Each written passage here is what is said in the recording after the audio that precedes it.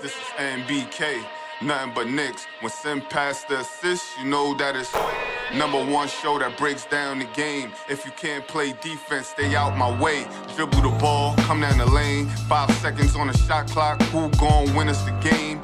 You wanna hear Nick updates and trade rumors? Post-game reviews, this the place you tune in. So tell a friend just to keep the ball moving. Like the page if you feeling the movement. Every game we coming to win. Give us a sub like a player that came off the bench. This is NBK, nothing but Knicks.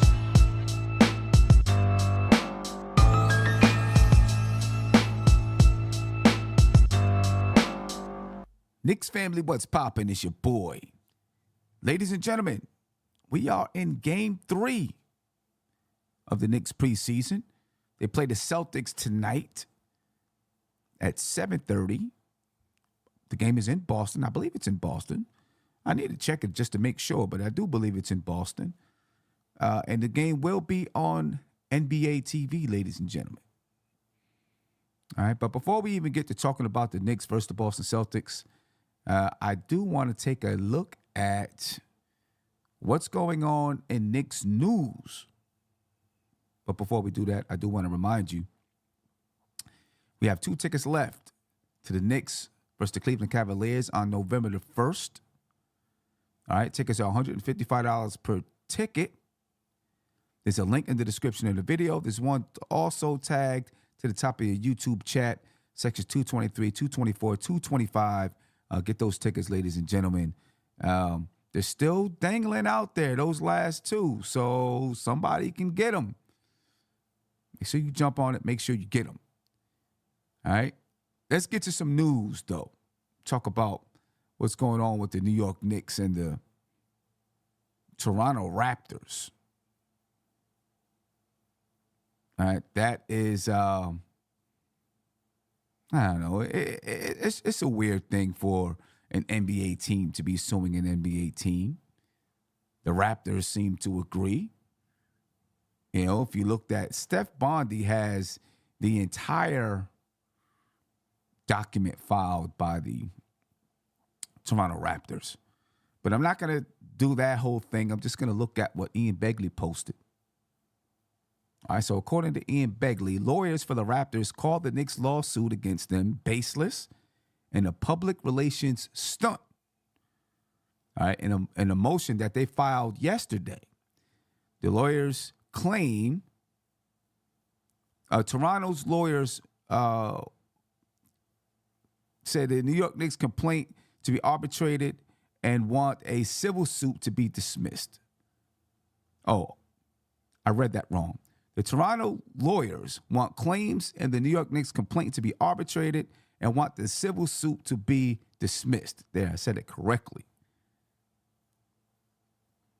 All right, the lawyers for the Raptors believe the Knicks' claims should be adjudicated by the NBA commissioner. The NBA, through an attorney, has said that it will abide by the court's determination of whether dispute should be adjudicated in court or by NBA commissioner.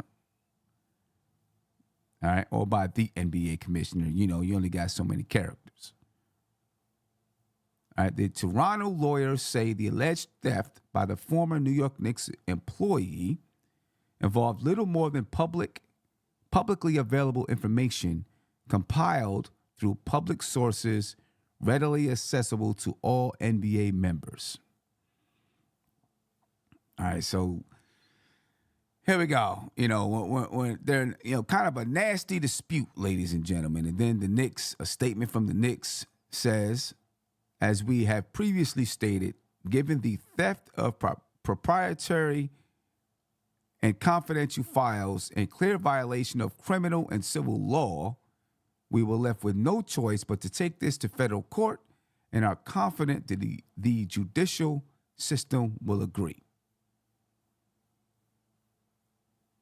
So there you go. They're in the midst of a battle, ladies and gentlemen.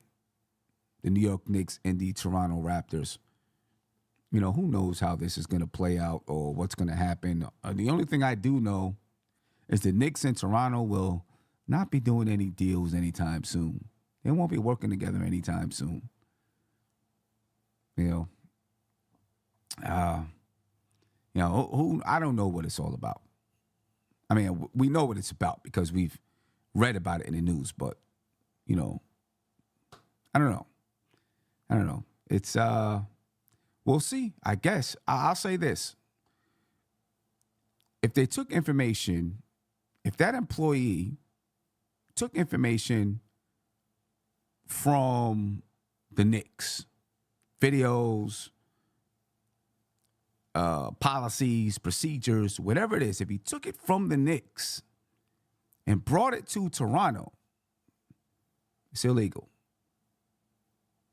Some stuff may be public information, right? Videos that you can find on YouTube, or you can find on NBA.com or whatever. Or maybe even videos that only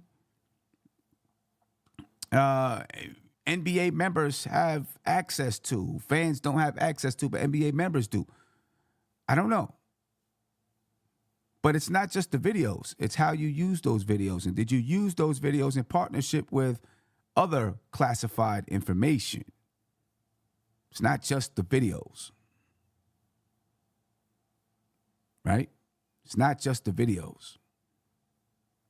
So, let's see how it would. And my question though too is, why would the Knicks need to do this as a publicity stunt? What would be the purpose of that? What are they trying to sell? Right? What are they trying to sell? What's the purpose of a publicity stunt for the Knicks? I don't understand that. What do the Knicks gain out of creating a publicity stunt like this? There is no gain. That makes no sense whatsoever. So again, lawyers for the Raptors call the Knicks' lawsuit against them baseless and a public relations stunt in a motion filed yesterday. Toronto lawyers want claims in the New York Knicks complaint to be arbitrated and want the civil suit to be dismissed. The lawyers for the Raptors believe the Knicks' claims should be adjudicated by the NBA commissioner. The NBA, through an attorney, has said that it will abide by the court's determination of whether the dispute should be adjudicated in court or by the NBA commissioner. The Toronto lawyers say the alleged theft by the New York Knicks employee involved little more than publicly available information compiled through public sources readily accessible to all NBA members. Like I see some people saying in the chat, right? They're saying, well, we barely did anything wrong. That's kind of what it sounds like, right? And then from the New York Knicks, again, an MSG sports spokesperson said, as we have previously stated, given the theft of proprietary and confidential files in clear violation of criminal and civil law, we were left with no choice but to take this to federal court and are confident the judicial system will agree. So there you go, ladies and gentlemen. We'll see how this plays out. Again, I just repeat, why would the Knicks need to create a publicity stunt? I don't see the purpose behind it at all. So that makes no sense to me. Makes no sense, ladies and gentlemen.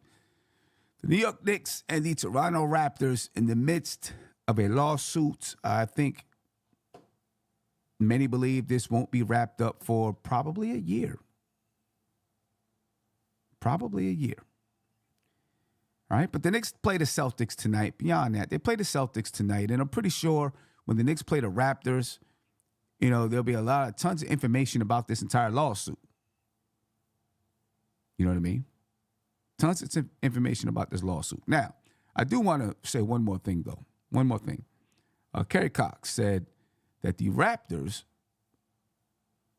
have to hand over OG Anunoby and their next first-round pick.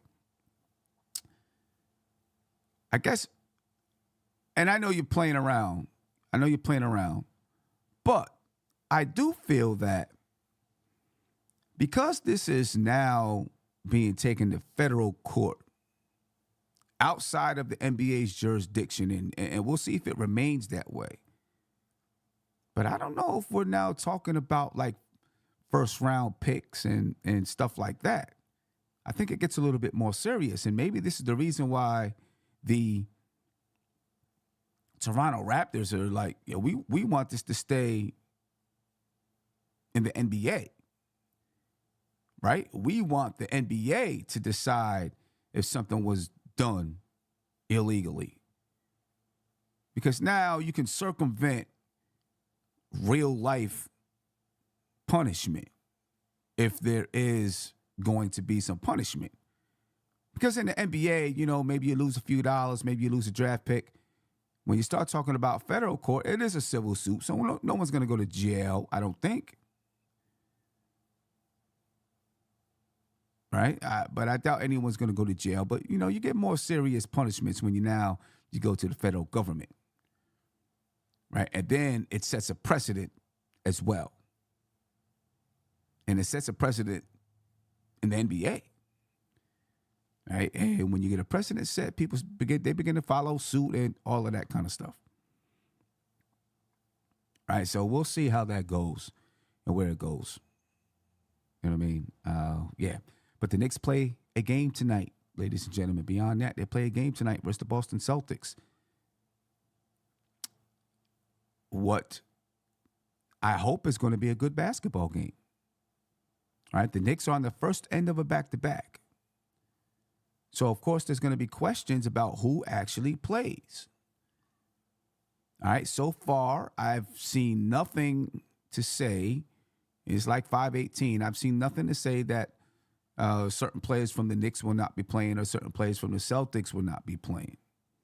I haven't seen anything as far as an injury report is concerned for either team.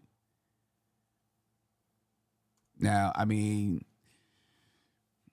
I don't know. What do you think? The Knicks will have to do a dress rehearsal at some point, right? Would you want the dress rehearsal to come against the Celtics, where the Celtics are playing at full tilt, or do you want the dress rehearsal to come against the Washington Wizards? Right? If the dress rehearsal comes against the Celtics, obviously the Knicks got to play them in just a week. Right? How much does either team really want to show against each other, since they got to play each other in a week? And of course, that counts. You know, I'm not sure how much they want to do that. I don't know. Now, with the Knicks playing against the Washington Wizards tomorrow, you know, you can rest some guys today and then bring them back full tilt tomorrow. Right? And play that game as a dress rehearsal. Because we know Jalen Brunson hasn't really played a lot of minutes. I don't think he's seen the court in the second half yet. Right? He played more minutes in the previous game. Julius Randle, he's played, you know, he hasn't played a full tilt of minutes. RJ Barrett's played a good number of minutes. At some point, you gotta throw your lineup out there and, you know, let it rock as a dress rehearsal. I don't know if it comes tonight or I don't know if it comes tomorrow. You know, I know there's questions, you know, people asking why are they playing back-to-backs in the NBA? I mean, in the preseason. You know, my only answer to that is my only answer to that is that they want teams to, you get a chance to practice whatever your back-to-back preparation is. You know, so you get a chance to practice that. You know, it is the preseason, so, you know, I don't have a problem with it. You know, and as long as the NBA doesn't have a problem with teams sitting players, during back-to-backs in the preseason, then, you know, I think it's okay. I think it's cool. I do think teams need more than 4 preseason games, though. I just don't think that's enough to really figure out what you have. Or if you don't have enough time to figure out what you have, you end up not playing the guys that are looking for jobs. You know what I mean? You end up not playing those guys. But anyway, I haven't heard anything about injury reports for either team. So I am expecting to see the starters for both teams. That's what I expect. Now, obviously, anything could change. You know, anything could change between now and 7:30. But you know, you got Jalen Brunson and Derek White facing off at the point guard spots. Quentin Grimes and Jaylen Brown at the shooting guard spots. R.J. Barrett and Jason Tatum at the small forward spots. Randall and Horford at the power forward spots. And Mitchell Robinson and Kristaps Porzingis at the center spots. The last time the Knicks played the Celtics, none of the Celtics top guys played the last time the Knicks played them. Right? Derek White, Jaylen Brown, Jason Tatum, Al Horford, Kristaps Porzingis, and Drew Holiday. They all sat out. Right? So that game became, the first half of the game was, the first quarter, was competitive. Or not really competitive. It was the Knicks starters kind of took control like they should have. Later on in the game, it became competitive. The second half just turned to, whatever. The Knicks won the game, but you really couldn't get anything out of that. It was the first preseason game anyway, and Tom Thibodeau was trying some stuff, right? He put Jericho Sims and Mitchell Robinson out there for a significant amount of time together. I wouldn't expect to see that again tonight. Right? But this is the time, at least for that first half, where the Knicks might be looking to say, okay, let's test ourselves. Let's see, how much our continuity and how much our chemistry can rise. Against a team like the Boston Celtics. Of course, next week, the Knicks and the Celtics face off in the first game of the regular season, October the 25th. And please join us at Legends on October the 25th, ladies and gentlemen. All right, for a watch-along party. Come join us for a watch-along. It's going to be dope. You know what I'm saying? Have some NBK people there. It's going to be dope. Come join us. All right, but I'm expecting to see the same starting lineups or, to see the starting lineups out there today. And then, of course, the bench is going to play. All right. Now, because it's the first night of a back-to-back, I know Julius Randle has said that he's not going to play the back-to-back. So either Julius Randle's not going to play tonight or he's not going to play on Wednesday or tomorrow. One of the two. Personally, I would like to see the Knicks match up against the Celtics tonight, right, as kind of their dress rehearsal. And then tomorrow night, figure out who else is going to be on this team. All right, figure out who's going to be on this team. But those are your lineups, ladies and gentlemen. And then of course, off the bench for the Knicks, you got Emmanuel Quickly, Dante DiVincenzo, Isaiah Hartenstein, Josh Hart, and Evan Fournier. All right. For the Boston Celtics, you got Drew Holiday. I don't even know everybody on the Boston Celtics squad coming off the bench. My focus really is on the New York Knicks. The Boston Celtics haven't played since October 11th, I think. So they've been off for a little while. So you would expect that they want their guys to play. Right? They've been off for a little while. They want their guys to play. I think it's been since the 11th. All right, the Celtics play again on Thursday, this Thursday, October 19th, versus the Charlotte Hornets. All right, so I'm expecting that you're going to see the Celtics starting five play because they haven't had much court time together. we'll see what the Knicks decide to do in this situation. So the onus, I think is on the Knicks and who they decide to play. They may pull the same thing that the Celtics did. They may decide that they're going to sit Brunson, Quentin, Barrett, Randall, Robinson, quickly. They're top 6. The same way the Celtics did. So, it might be a little gamesmanship going on. Might be a little gamesmanship going on. And then tomorrow, the Knicks have their dress rehearsal. We'll see. We'll see. Things that I'm looking for tonight, though, ladies and gentlemen. First of all, is the lineups. Who are the Knicks gonna play? I think the Celtics are gonna play their guys. Who are the Knicks gonna play? That's the first thing I'm looking forward to. Now let's assume that the Knicks play everybody. I'm looking to see Quentin Grimes. I want to see a game from Quentin Grimes. I want to see Quentin Grimes. He hasn't played. He hasn't had a game, in my opinion, during this preseason. A game that makes you say, okay, Quentin Grimes is about to step up. We haven't seen that yet.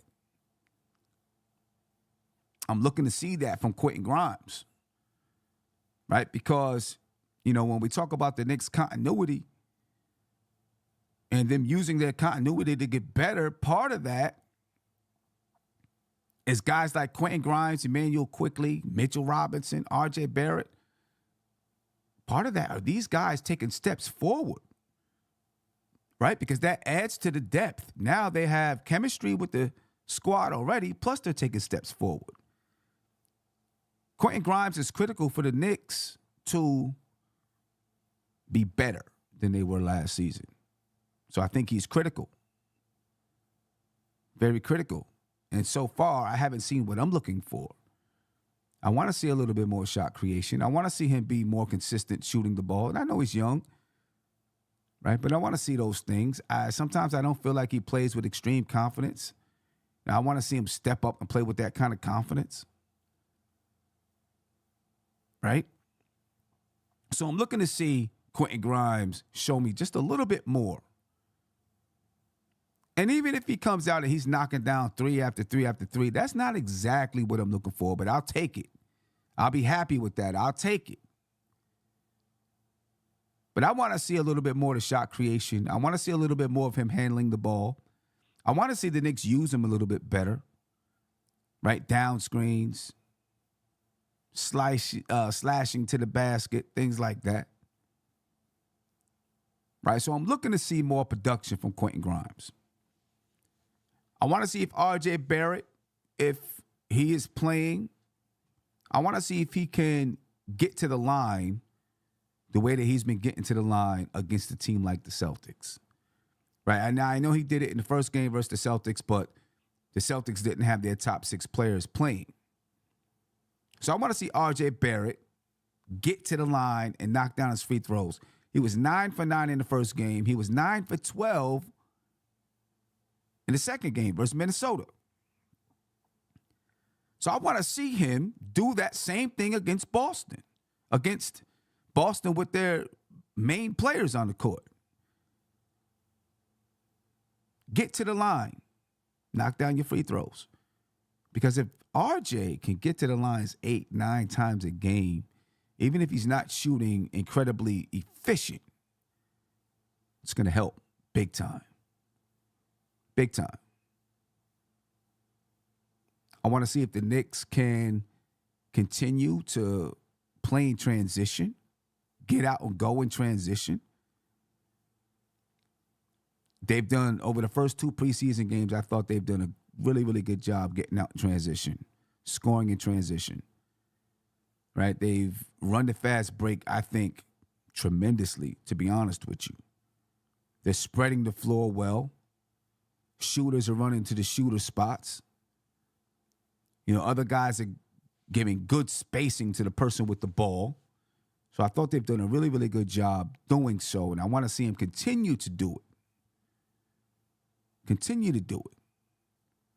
And do it against a team like the Boston Celtics. right? Minnesota, they've got young guys out there on the floor.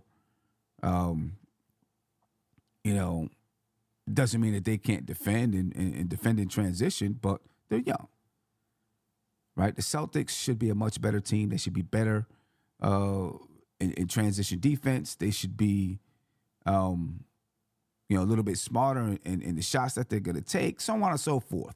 A better rebounding team, maybe, maybe not. I don't know. Maybe not than Minnesota, right? Because Minnesota got Rudy Gobert and Karl Anthony Towns. But, they're a better basketball team, which means it's probably harder for the Knicks to get out in transition against a team like the Celtics. So if the Knicks can get out and run in transition, keep their head up, run the lanes, pass the ball ahead, I think that's good. That's a nice accomplishment. I want to see it happen. I want to see Dante DiVincenzo get a little bit more involved, right? He's been kind of, I don't want to say he's hesitant, but more allowing the game to come to him, figuring out ways to fit in. I think that's what he's been doing. I want to see him get a little bit more involved. I want to see him on the ball, a little bit more. I know he's primarily a spot-up shooter, right? But he has the ability to go off the dribble. He has the ability to play in the pick and roll, pass out of the pick and roll. That second unit is so heavily manned by Emmanuel Quickley right now. I mean, the ball is just in his hands, and every single thing is running through Emmanuel Quickley. And I know right now that is a safe thing to do because, it's the preseason. You're just getting things up and going, right? Dante DiVincenzo, is probably not, he doesn't know the offense like that yet, right? But we can't go the whole season like that with Emmanuel Quickley just pounding the rock. Okay, so I want to see a little bit more of the ball being shared, other people initiating the offense. Yes, Quickley's going to be the primary guy doing it, but I want to see some other people do it as well, and that would be Dante DiVincenzo. Right? I want to see Dante get more involved in the offense. All right, because he has a skill set that, in my opinion, not many people on this team have. Right? He can handle the basketball. He can spot up, catch the ball on his fingertips and let it go. Right? He can get to the basket. He can come off the screen and roll. Right? He's a very versatile offensive player. He can cut to the basket, backdoor cuts. He's a very versatile offensive player. The Knicks need to utilize that versatility. Got to utilize it. I'm also watching Evan Fournier. Right? If the Knicks do indeed play tonight as a dress rehearsal, then if they play tonight as a dress rehearsal, and Evan Fournier actually plays, then maybe it's a story. Maybe it tells you that Evan Fournier is going to be in that rotation. You know what I'm saying? And, of course, there's questions right now about Evan Fournier. People aren't sure. What to think. A lot of people are still like, hey, well, they're playing him to get his trade value up, or doing him a solid, this, that, and the third. But he's looked pretty good actually. He's running to the right spots. He's getting the ball off quick. Still not going to be a great defender. Right? That's just who Evan Fournier is. But he may be able to fit in that second unit. Right? He might be able to fit in that second unit. We'll see if Tom Thibodeau wants to go 10 deep. I know there's a lot of people that say, well, Tom Thibodeau doesn't like to go 10 deep. He's not going to go 10 deep. He wants to be 9, but I always felt last year that Tom Thibodeau going 9 deep was really out of necessity because he didn't feel as though he had the players to go 10 deep. I don't think he'll mind going 10 deep. Is Evan Fournier that 10th guy? I don't know. And if he feels like he has 10 guys that can go out and get it, I think he will go 10 deep. But I am watching to see if Evan Fournier, well, let me not say that. If tonight is the dress rehearsal, then I'm really paying attention to the amount of time that Evan Fournier plays. If tonight's a dress rehearsal. If it's not a dress rehearsal, then I'm going to expect Fournier to play, right? Because you got to throw some people out there on the floor, right? And I'd expect Fournier to be one of those people. But if it's the dress rehearsal and Evan Fournier plays, then that may, give you an indication of what's going to happen with Evan Fournier during the regular season. I also want to see, what's his name? iHeart play more at the top of the key with guys cutting, going back door. Right? We've seen a good amount of it in the last preseason game against Minnesota. I'd love to see it again. That's another way that the Knicks, in my opinion, can utilize the versatility of the players on this offense, especially in that second unit. I just talked about Emmanuel Quickly really being the guy to have the ball in his hands. But you can utilize some of Emmanuel Quickly's game by having the ball in iHeart's hand too, and letting guys cut off of iHeart because he's a good passer. I mean, the one pass that he dropped to, I think it was R.J. Barrett, was, he threaded the needle on that. It's a nice pass. And the more they get used to letting iHeart get the ball at the top of that key on the elbows and then cutting off of it, the better they're going to get. And it's going to make their offense that much more powerful, hard to guard. You know what I'm saying? And so now that second unit comes in and they look a little bit different. They give the defense a little bit something to think about, right? With the way that they play and the style that they play. That second unit has the ability to attack off the dribble. They have the ability to knock down a three. They have the ability to get out in transition, and they can do some stuff in the half court with iHeart. So now it's on Tom Thibodeau and that coaching staff to open up the offense. Open up that offense. There are definitely more things that I want to see, ladies and gentlemen. There's a lot of things, right? I want to see if they go to that Jericho Sims and Mitchell Robinson lineup again. They did it sparingly versus Minnesota, maybe a couple of times. Couldn't really tell in the second half because in the second half of the game, things got all crazy with the rotations and stuff like that. Right? Things got crazy, but let's see if they do it again. See if they do it again. I don't think Tom Thibodeau is fully sold on it. I think he was trying it out, but it's worth paying attention to. Worth paying attention to. Some other things to just talk about. The Knicks shortly, I think by the 23rd maybe or 24th. I don't know the exact date. But the Knicks got to have their roster in. They've got to cut some guys pretty soon. You haven't really seen, I know they've seen guys in practice, but you haven't seen that many guys in games. A little bit more than you've seen in the past, though. I will say that. In the past, you barely ever seen some of these Exhibit 10 guys. Now you're seeing them a little bit more. Right? So I'm pretty sure if tonight's the dress rehearsal, then you're going to see a bunch of those guys tomorrow. If tomorrow's the dress rehearsal, then you'll see a bunch of those guys tonight. And then after you see those guys, now we can really decide, okay, who should stay, who should go. Right? Who do you want here? I think Toppin has a good chance of being here, staying here. I do. One, there's a relationship.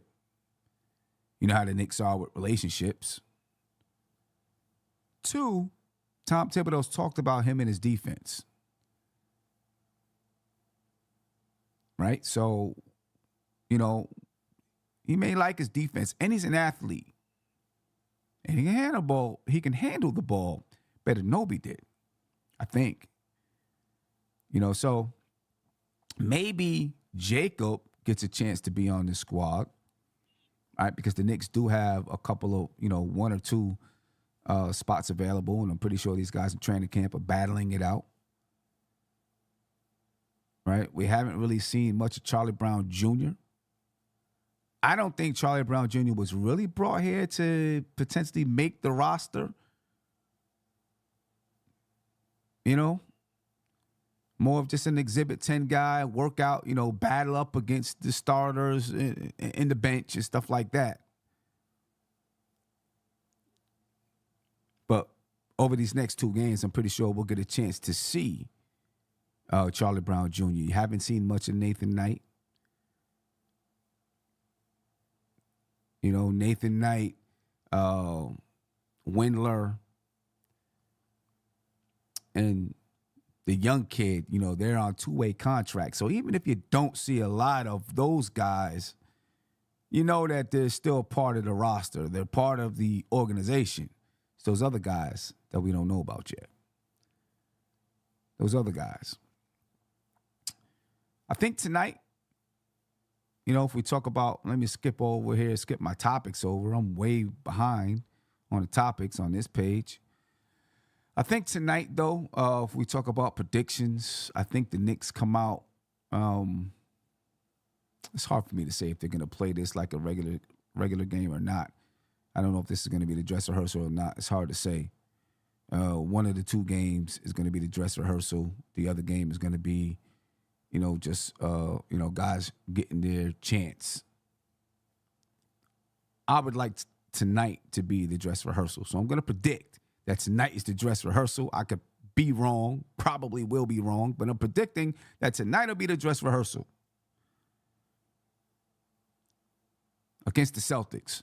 That way you get a little bit of intel to take into next week's game. Right? Everything's going to be on tape anyway, but you get a little bit of intel. You can say, okay, well, we're going to do this, we're going to do that going into next week's game. So I'm predicting tonight will be the dress rehearsal.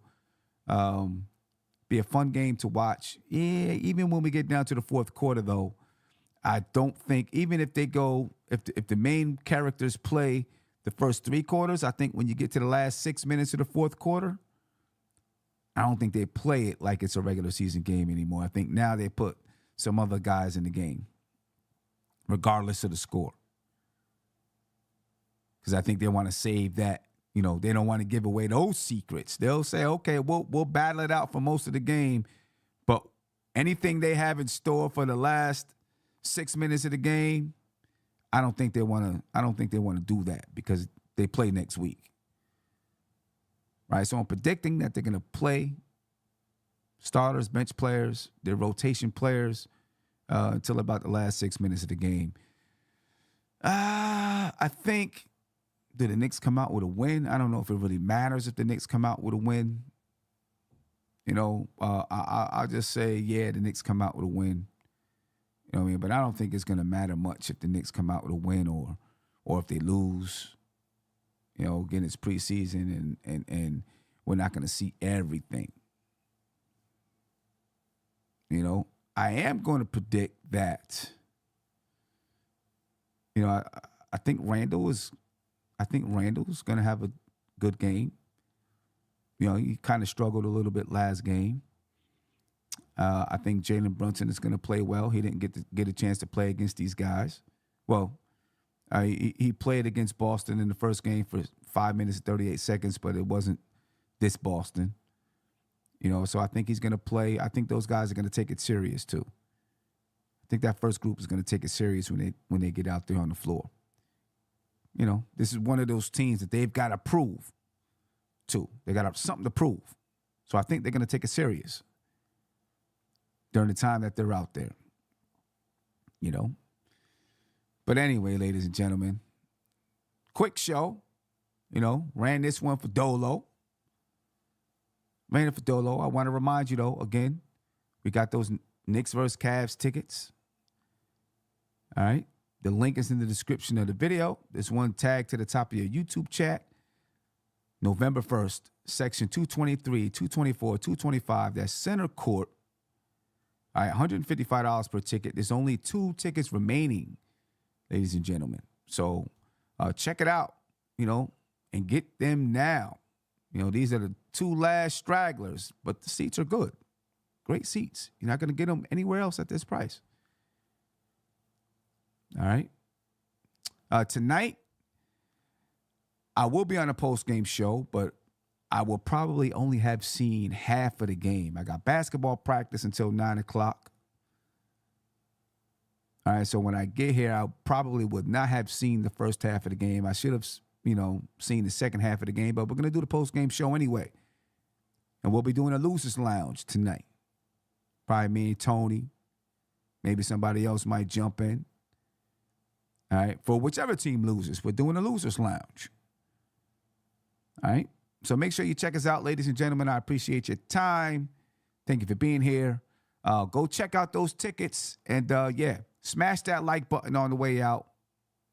All right, we've got almost 186 people here, 48 likes. Smash the like buttons on the way out. And I'll catch you later on tonight, ladies and gentlemen. I'm out of here. Peace. This is NBK, nothing but Knicks. When Sim passed the assist, you know that it's #1 show that breaks down the game. If you can't play defense, stay out my way. Dribble the ball, come down the lane. 5 seconds on the shot clock, who gon' win us the game? You wanna hear Nick updates and trade rumors? Post-game reviews, this the place you tune in. So tell a friend just to keep the ball moving. Like the page if you feeling the movement.